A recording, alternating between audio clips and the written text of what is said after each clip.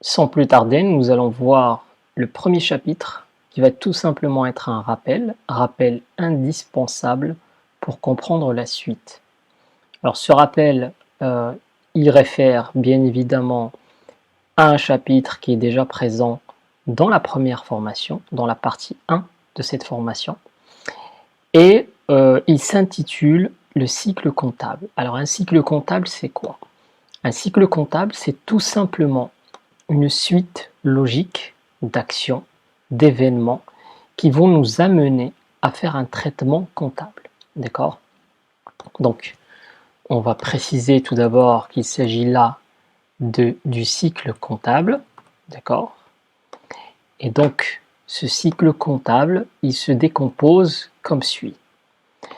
Premièrement, lorsqu'on parle de comptabilité, on parle d'un ensemble de documents.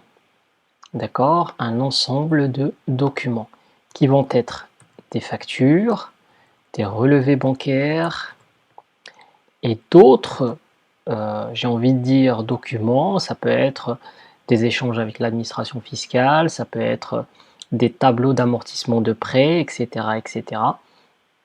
Et donc, l'ensemble de ces documents vont constituer ce qu'on va appeler la base du traitement comptable. C'est-à-dire que sur cette base de documents, en fait, sur la base de ces documents-là, on va effectuer notre traitement comptable. Alors, deuxième étape, bien évidemment, de ce cycle comptable, comme je l'ai précisé, ça va être le traitement comptable. Donc on va prendre ces documents, d'accord, l'ensemble de ces documents, parfois une partie de ces documents-là, et donc on va effectuer un certain nombre de traitements comptables, d'accord, des opérations comptables, pour qu'à la fin, on puisse produire des documents de fin d'exercice. Alors quand je dis documents de fin d'exercice, il s'agit principalement de 3 types de documents. Ça va être en premier lieu le bilan comptable d'une entreprise. En second lieu, ça va être le compte de résultat. D'accord? Et en troisième lieu, et ce sont toutes des notions qu'on a déjà abordées lors de la première partie de cette formation, ça va être les annexes comptables. D'accord? Donc, on va avoir trois types principaux de documents. On peut ne pas s'arrêter là. On peut produire d'autres documents comptables, bien évidemment, mais les principaux documents comptables, ça va être le bilan, le compte de résultat et les annexes comptables. Alors, ces documents-là, ils vont être produits dans un but bien précis. Dans un but bien précis, qui est tout simplement celui de communiquer avec les tiers. D'accord?